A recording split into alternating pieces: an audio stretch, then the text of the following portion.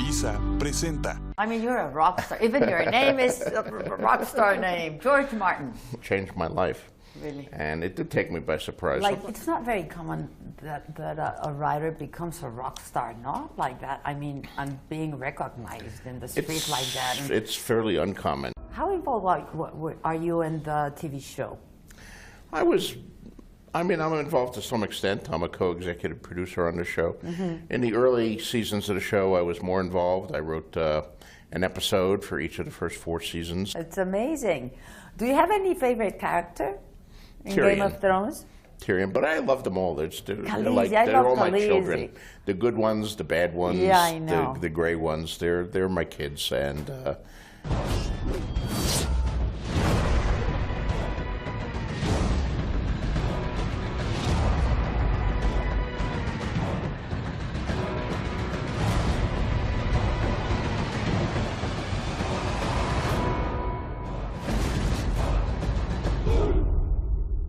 Do you feel different now that you have Well, to do something for the feel TV show? pressure. What do you feel when they die, when some of the characters die? Or It's hard to kill them, but it's necessary. No, when you sit to write, when is that? I need to be at home in Santa Fe, New Mexico, in my own place. And what's going on in the United States right now? I know you have a point of view. Yes, what's going on in the United States right now is very scary. There's a lot of concern also. Well, I certainly hope you don't pay for this stupid wall of his. No. Well, The one he keeps saying Mexico is going to pay for. Dígalo aquí también por Adela. Por Adela. Acción. acción. ¿Cuánto de eso te asume? Es mi responsabilidad. Aquí decimos la neta. Sí, Muy pues. complicado, sí. Cuando estás con alguien, estás con alguien. Otra vez al tequila. Adela, contéstame una pregunta, A ver. solo. Lástima que seas ajena. No me voy a quedar con las ganas. Estoy muy enamorado de una chica y me voy a dormir con ella. Callada, tímida, inocente, tiene la mirada. Pues a mí qué me importa mientras me vale. We are very neurotic people. You are. Qué feo, ¿eh? Qué feo. Pero tiene mucha influencia, ¿por qué no? Ni más. Me lo dijo Adela. No, bueno, yo ya qué hago.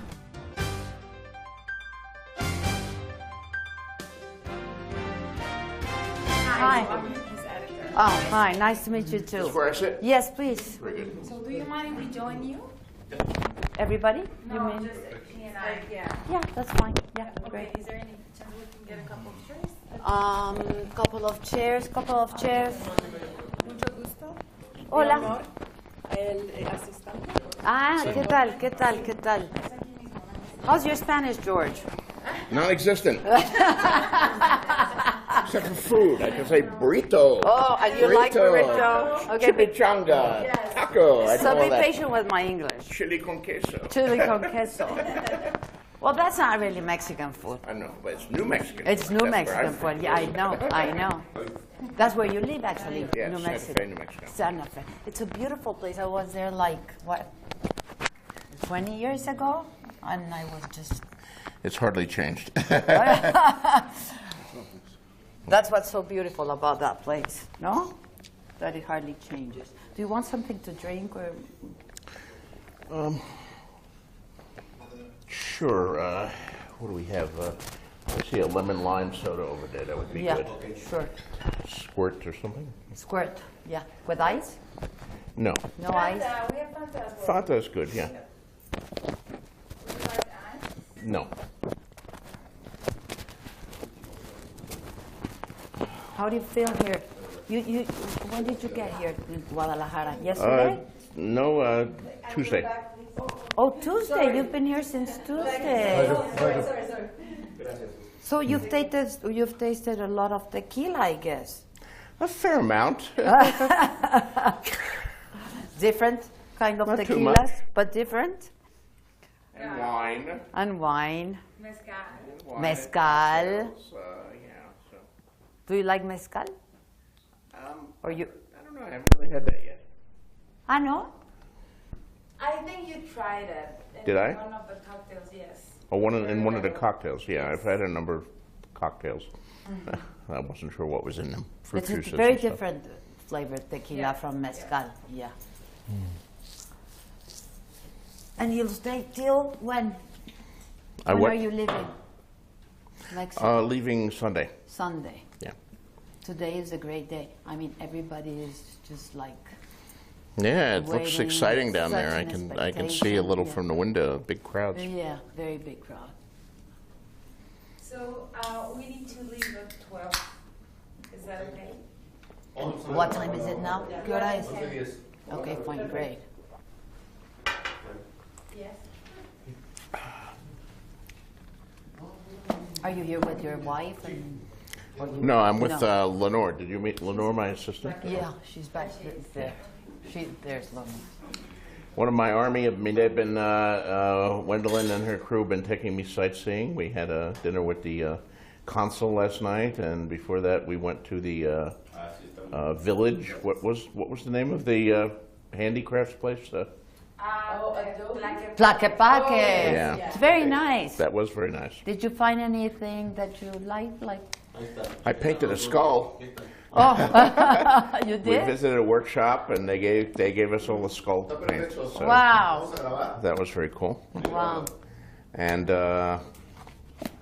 we visited a former orphanage that's covered with murals. That was also very impressive. Yeah, it's a very nice city. Estamos listos, vamos a grabar. Silencio, por favor. Afuera celulares. En 5, 4, 3, 2. Mr. George Martin, thank you so much. Thank you. Thank you. I'm such a huge You're fan welcome. of yours. Thank I'm you. excited to be here. Thank you. Have you been around? You've been in Guadalajara.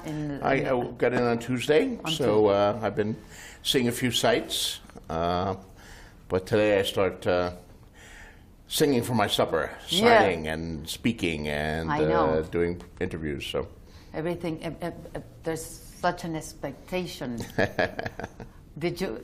Does that surprise you? I mean, like such an expectation and this the success of the books and the it doesn't surprise me any longer, but it when it happened. It did surprise me 5 or 6 years ago when it really began to build. I mean, I've been a writer for a long time. I know. Sold my first story in 1971 and my first novel in 1977, and you know, I've been successful on my own terms. But it's only really in the last 10 years that since A Song of Ice and Fire has taken off, and then even more so with the television show Game of Thrones, that I've become this instantly recognizable you're a rock figure. star. And it's, I mean, you're a rock star. Even your name is a rock star name, George Martin. It's it has changed my life. Really? And it did take me by surprise. Sometimes I forget, and I think I can still live the way I used to, and then I learn better. Does it bother you? Does it, or you've learned to cope with it? And yeah, I have learned to cope with it. I wouldn't say it bothers me. Well, sometimes it bothers me. There are certain aspects. There are things I miss that I used to do. You know, when you're more anonymous. I was my last trip to New York, for example. I went to a bookstore that I love there in New York, where in my younger days, whenever I visited New York City, I would go to this bookstore. I would just spend hours there, you know, because I love to read. I love books, and I would spend hours. Half the day, I would browse all morning. I would pick books. You know, I'd leave with 20 books. And around all the time. Now I can't do it. I walk into the bookstore and I'm recognized, and someone wants a photograph and someone else wants an autograph, and then the next person wants an autograph, and next thing I know there's a crowd around me. So the days of me being able to just browse for hours at a bookstore are gone, but on the other hand there are some wonderful compensating advantages. So, you know, it's different, and I have to recognize that. which is this library in New York? Where is it? The bookstore? The bookstore. Oh, it's the Strand bookstore. It's a very famous bookstore down in Greenwich Village. Ah, they have a lot of used books and I know. old books. I think I've been there, and it's a beautiful place. It's yeah. very, you know, 3, 4 floors of books, a basement and all that, and it's really crowded because they have so many books. All the shelves are really close together, and you can hardly fit between them. And, you know, once crowds start together, it gets a little crazy.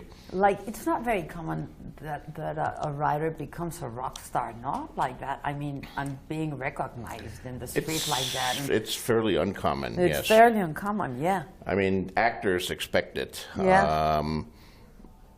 When an actor becomes a star, because their face is out there, everybody knows what they look like. For the most part, writers, even very, very prominent writers, you know their name, but you don't necessarily know what they look like. But for whatever reason, everybody now knows what I look like, and so it's a different sort of life. How involved are you in the TV show? I'm involved to some extent. I'm a co-executive producer on the show. In the early seasons of the show, I was more involved. I wrote an episode for each of the first 4 seasons, and I was involved in the casting, and I would visit the set. I visited our shoots in Scotland and in Ireland and in Morocco and the island of Malta. We shoot all over the world. In the last couple of years, I've cut back on that. You know, I'm trying to finish the books. The television show is moving much faster than my books are. So that happens very they've caught up often. with me, and I'm a very slow writer, and the show is fast. So the show is doing their thing, and I'm doing my thing, and I'm not as involved as I used to be. How many seasons to go? How many more books? 2 more books? 2 more books and 2 more seasons. And 2 more seasons, yeah. Although the last 2 seasons are going to be abbreviated seasons. Our previous seasons have all been 10 episodes. The season they're working on now, which is season 7, is only going to have 7 episodes, so 7 hours. And then that'll be followed by a season 8 that'll have 6. So they're not full seasons would have been 10 each, and that would have been 20 hours. 7 and 8 together will be 13 hours. When you watch do you watch the show? I mean, when it is aired, the TV show. Sure, although I've seen it before it's aired. I know, but when it's I've seen dailies or working prints or you know, various portions, and of course, if I'm visiting the set, I see the scenes as they're being filmed. It's not an easy. I mean, it's not an easy book to take to a TV version. No, I mean. No, in fact, I thought it was impossible. Oh yeah, I mean, all the characters and. You know,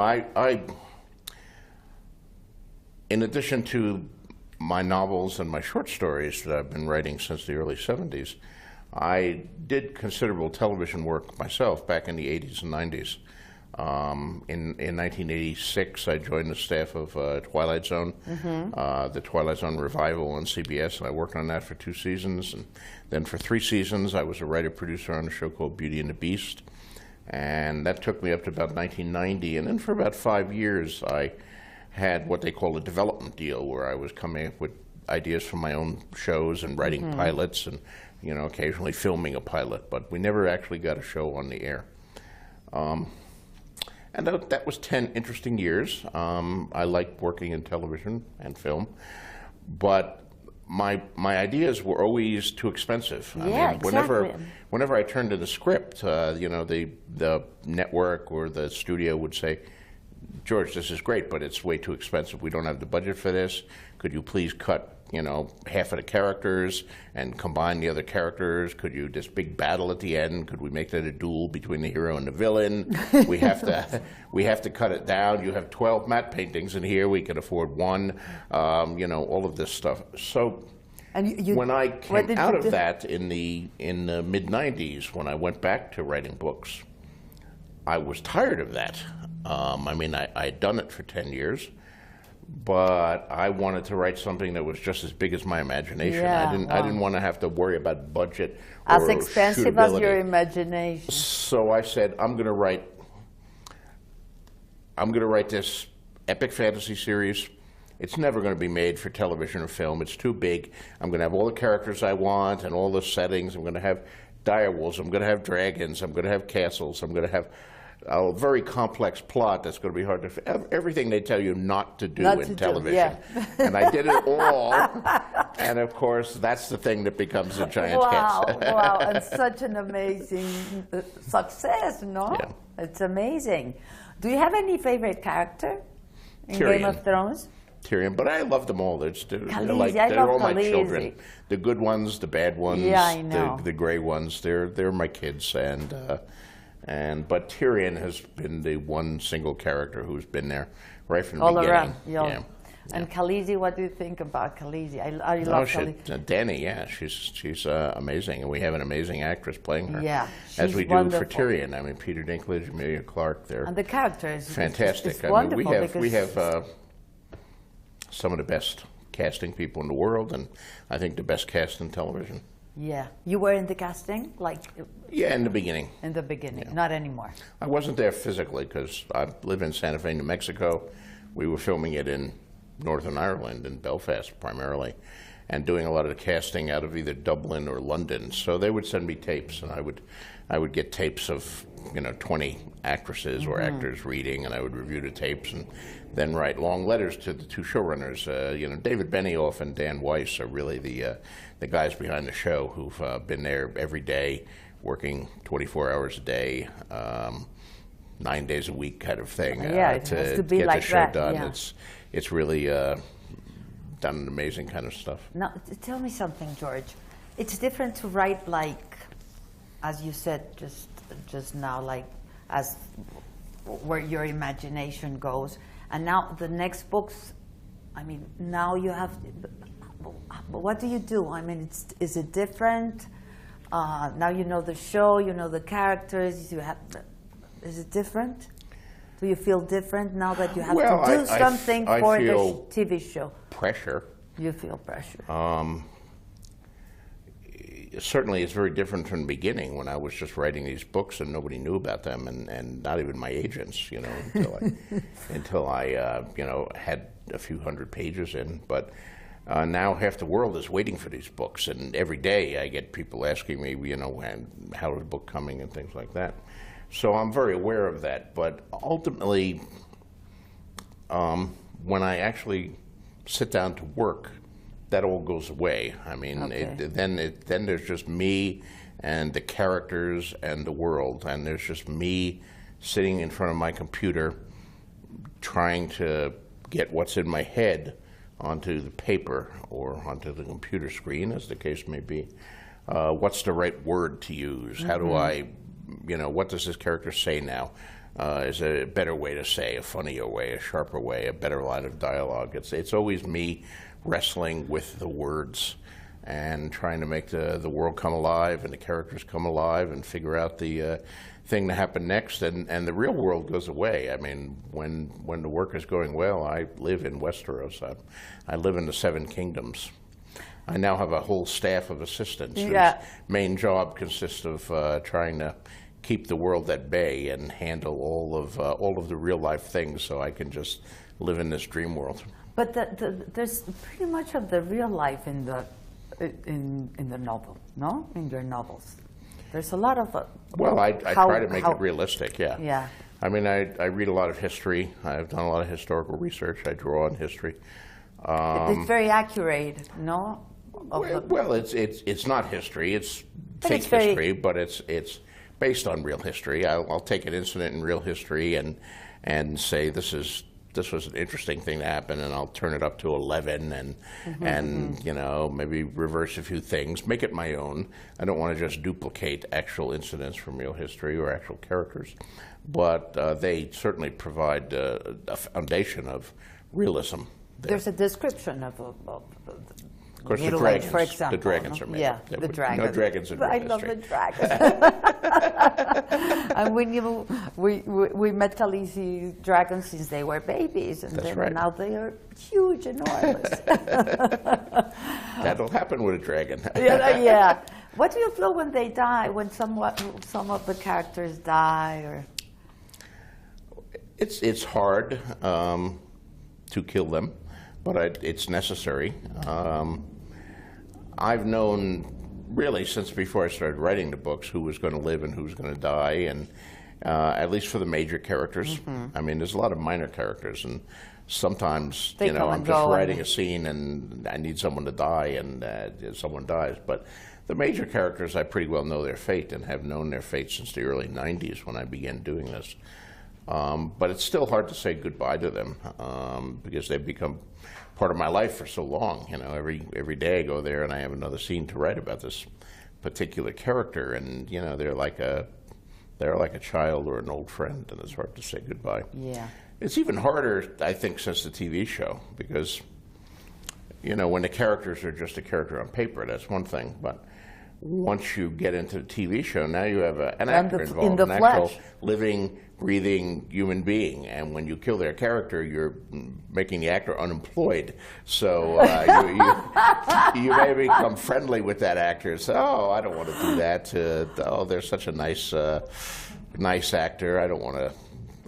Let's not do lose that to them. Yeah. But I have to be ruthless. Make them suffer like that.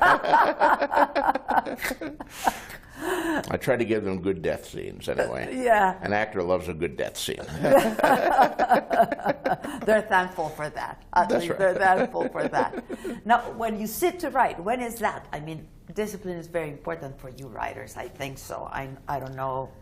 How's your process? My best times are in the morning. The morning? Yeah. If I'm going to have a good day, I need to have a good morning. I come over and have my coffee, check in with my staff, and close the door and start to write. And if it goes well, I'll continue to write all day. Sometimes it doesn't go well, and I don't have a good day. And it but doesn't if I'm not, you know, if I'm not going before lunch, I'm not going to get going. I'm not going to get on a roll at 4 o'clock in the afternoon or 7 o'clock at night. I'm not one of these writers. There are writers who can write anywhere, under any condition. There are writers who write when they travel. I mean, I hear their stories. They write on airplanes. They write in hotel rooms. They write on boats.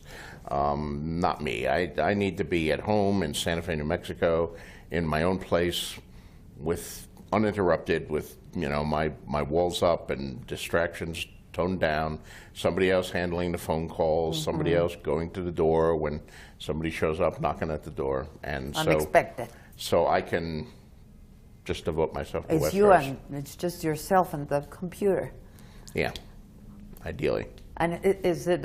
I read it's not a very new computer. I mean, not a very. It's the same computer I've used since 1984. Really.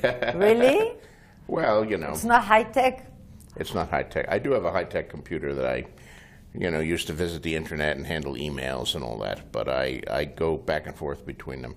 My writing computer is not connected to the internet in any way, so no, I can't be hacked. I can't be, you know, not I can't get a virus or anything on the writing. I can get plenty of viruses on the other one, on the other computer, because that's the internet computer, but not on. It's just like a writing machine, let's say, no? Yes, yes.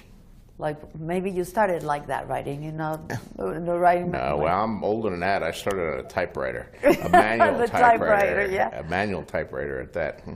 And then I graduated to an electric typewriter and wrote many of my earlier novels on an electric typewriter. But by the time I started Ice and Fire, I was on a computer. Yeah, and this goes through all the way through your childhood. I mean, all these characters, and you always imagined characters. How was it? Well, you know, I was born and raised in a little town outside New York City called Bayonne, New Jersey, blue-collar industrial town. My father was a longshoreman. We didn't have much money. There was a couple years of my life where he lost his job and we were just getting unemployment checks. Never owned a car. The family never owned a car. And we lived in First Street, and I went to school on Fifth Street. So that 5 blocks between First Street and Fifth Street, that was my world. I seldom got outside that, except in books and in my imagination. So, you know, I would read comic books, I would read science fiction, fantasy books, and imagine other worlds and other planets and other parts of this world. And I would start making up my own stories, and from a very early age, you know, handwriting things about planets and Martians and knights and space battles. I had a toy castle with little plastic knights, and of course I gave them all names, and they fought battles and all that. So, you know, I think that was my imagination as a kid, reaching out to grasp a world that was bigger than the one that I actually lived in. Yeah. Yeah. And when did you start sharing it with others? I mean... Oh, yeah, at a surprisingly early age. At one point, I was writing a series of monster stories, and I would sell them to the other kids in the projects.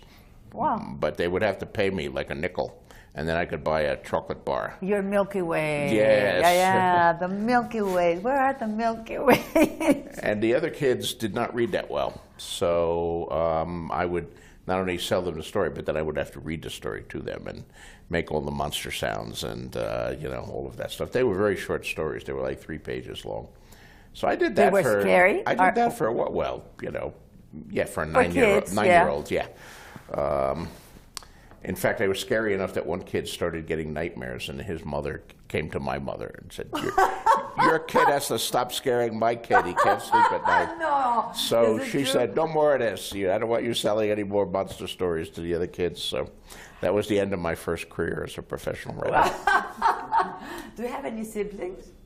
I have two younger sisters. Sisters. They still live in New Jersey. Okay, and you told them the stories, or you scared them, or how was the... No, not really. Not really? They were off, you know. They were off in their own worlds and doing their own things. And your mother, was she worried about you, or that you had such a huge imagination? No, I think my mother kind of liked it. My father was more concerned, you know, that I think he would have liked me to be more like other kids and get out and play baseball and run around and all that. But instead, I was always the kid with his nose in a book. That was like my last name, you know, there's George with his nose in a book, or a comic book in the early days. But, you know, we would go to family gatherings and all of the other cousins and stuff the kids would be playing, and I'd be sitting in a corner with my nose in a book. Wow. Now, in Game of Thrones, do the actors have any chance to make their own, I mean, something of their own? And they give you ideas and new ideas or more ideas, or... Well, I mean, the television show is separate from the books. I mean, the actors don't have any influence on the books. But certainly they have well, the main characters, the ones they remain on the character as they've seen in the television show. Now, some of the characters on the television show are very, very similar to the characters in the books, but others are not. For example, and you're okay with that? The German actress Sybil Kekeli played the role of Shay, a camp follower who becomes involved with Tyrion. And her take on Shay was much different than the character in the books. And, you know, I watched, and Sybil and I have become good friends since then. I just saw her a few weeks ago. She visited me in Santa Fe. But as I watched the first season, I'm watching her Shay. I said, "This is all wrong. This is not the way I wrote Shay. This character is not in my book. It all wrong. It's a different Shay." And then the more I watched it, I said, "It's a better Shay. Her Shay has more depth than my version. My one. Her Shay has more, you know, more emotional realism than my Shay. I mean, you know, Shay is a secondary, maybe even a tertiary character. So, in the book, she mainly functions as a foil for Tyrion. But Sybil is an amazingly talented young actress, and she took that part and gave it an emotional resonance and depth, and made it a person in her own right, whose own story was separate from, and not just a kind of small part of Tyrion's story. And you know, that's what the great actors do. They make the roles their own, and they can take them in unexpected directions. At the beginning, were you okay with that? I mean, at the beginning, I was a little concerned about it until I saw what she was doing, and you know, her Shay is better than my Shay, but they're both dead now, so it doesn't matter.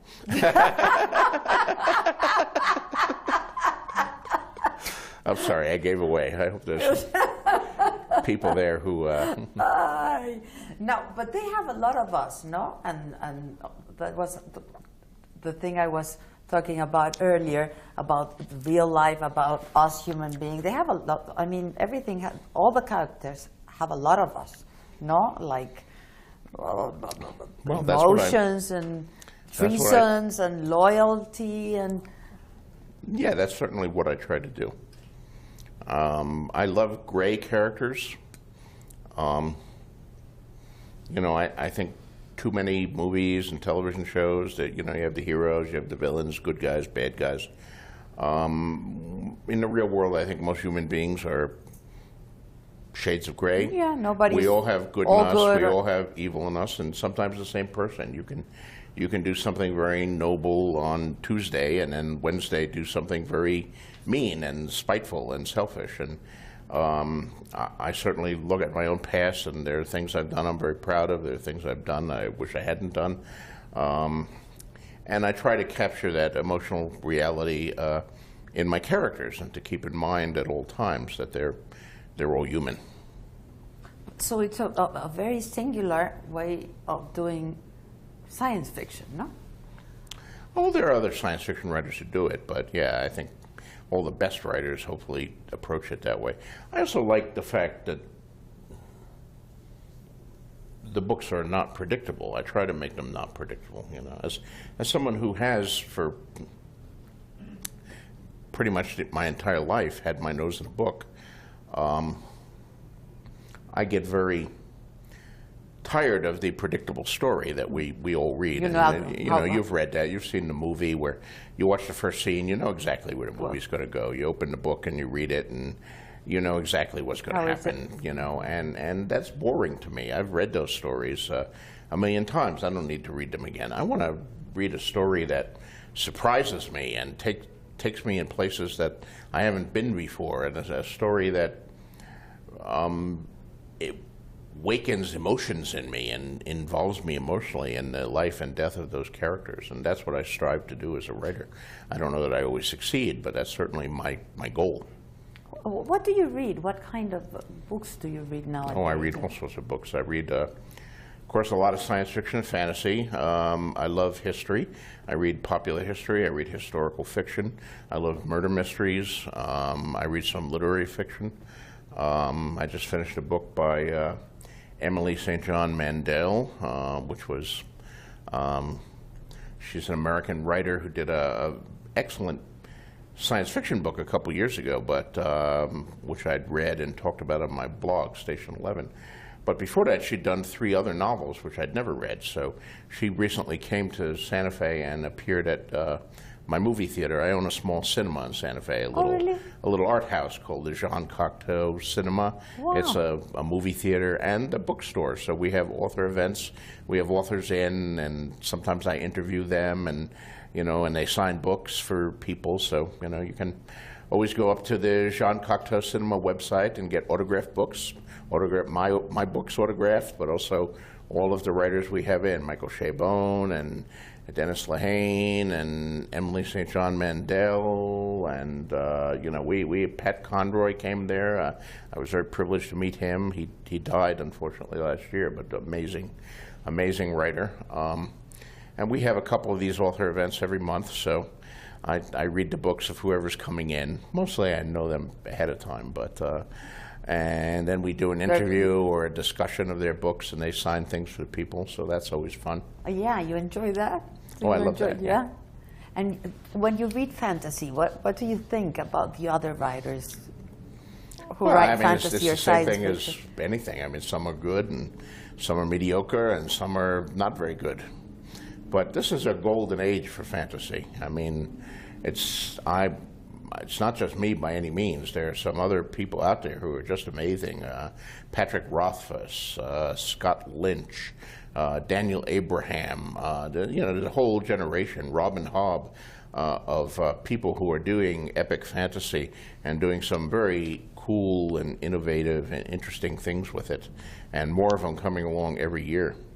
We're also seeing a growing diversity in fantasy. Mm-hmm. Because I think for most of its recent history, ever since Tolkien, it's primarily been written by white men, but that's starting to change. More and more women are writing epic fantasy, and we're getting some African Americans and Hispanic authors and other people who are moving into fantasy. Asians are doing it. Ken Liu, Asian American writer, has done an amazing series that he's kicked off with. So you're getting a lot of different voices and a lot of different looks in fantasy. And you get together like once in a while. There are conventions and. Yeah, do you assist? Science fiction and fantasy has this whole subculture that's existed since the 1930s of these conventions that are held. There's one big one which is called WorldCon. It moves around the world, really. All over? All over, a different city every year. It's held usually in August or September, and in a different city every year. Last year it was in Kansas City. This year coming up, it'll be in Helsinki, Finland. And are you going to attend? That's where they give the Hugo Award, which is the most prestigious award for a science fiction or fantasy writer.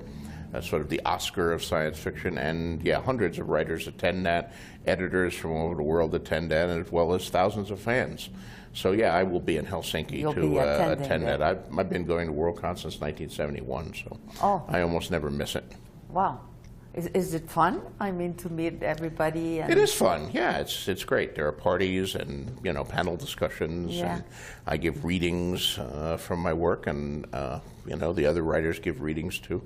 It's actually the best place if a reader, for whatever reason, wants to meet a writer. A science fiction convention is the best place to do it because you can come to a book signing and you can get your book signed, but the crowds there are usually very, very big, especially for an author who's very well known. So you can stand in line for hours, and then you get 10 seconds when you get to the front of the line. Hi, how are you? Here's your book. Next, how are you? And you have to do it that way. Yeah, there's no other way to do it. So many people in line, but at a science fiction convention, it's much more congenial. People sit around the bar for hours and talking, and you can come up and sit down and talk to them. Talk to them, buy them a drink, whatever. Writers like it when you buy them drinks in bars, especially the writers who aren't that well known yet. Now, what do you think? At my point, I can buy my own drinks. But there were times in the 70s and 80s when I wasn't so well known, where somebody came up to me and wanted to buy me a drink. And talk about my latest short story. It was a great thrill to me. Now, you've been making a lot of money. What do you think about that also? I mean... That's good. I like that. That's good, I mean. But lots of money they should have paid you. That enables me to do things like buying movie theaters and reopening them and, hiring my assistants and so forth. So it's nice to have that resource. What do you think about Bob Dylan winning the Nobel Literature? I think it's great. I think it's great. He's, he's a poet. And as long as they give the Nobel to poets, then I think he qualifies. Just because you set his poetry to music doesn't make it any less poetry. They should give it to more rock stars. Yeah, well, it's the lyrics, so what matters, no? At the end, yeah. Is there anybody that reads your whatever you're writing, the first one ever? Like your wife, for example, you give what you're writing to her, or no? So what matters, no? At the end, yeah. Is there anybody that reads your whatever you're writing, the first one ever? Like your wife, for example, you give what you're writing to her, or no? Well, I don't let anybody read. Nobody. When I'm writing, when it's finished, my wife Paris is usually the first one to read it. I'll print off like 3 copies of the manuscript and send one to my editor and one to my British editor. But already finished? And one to Paris. Only one's finished. Finished. Yes. Also, I mean, it's finished, but it's not finished. There's an editing stage that takes place. Yeah, I know. So I finish it, send it off, and then my editor reads it and gets back and wants changes, and I make changes. I do rewrites. I do polishes, but when your wife, wife of course, I rewrite constantly when I'm doing it. So that process for me is not as big as it is for some other writers. So. Paris doesn't ask you, how is it going? Let me read to me. No. No? No. She knows she doesn't have to do that. Now, what do you think of what you're doing today in Guadalajara in this, it's called the Feria Internacional del Libro, and there's so much expectation. I'm looking forward to it. It should be fun. I mean, I have the signing tomorrow, which is... That's going to be tomorrow. Yeah, that's tomorrow, and that's the grueling part. I mean, I enjoy that. I like meeting my fans, but even if it's just a stage. You know, there was a stage before the show. The books were bestsellers, so I would get big crowds for signing. But big in those days meant hundreds, and that was still nice. I could, you know, you could talk to them, talk to the readers when they come up, give them 5 minutes instead of 5 seconds, and it was pleasant. These days, the crowds are so big that I can't do that anymore. So, you know, we're signing 500 books, which I can do in 90 minutes.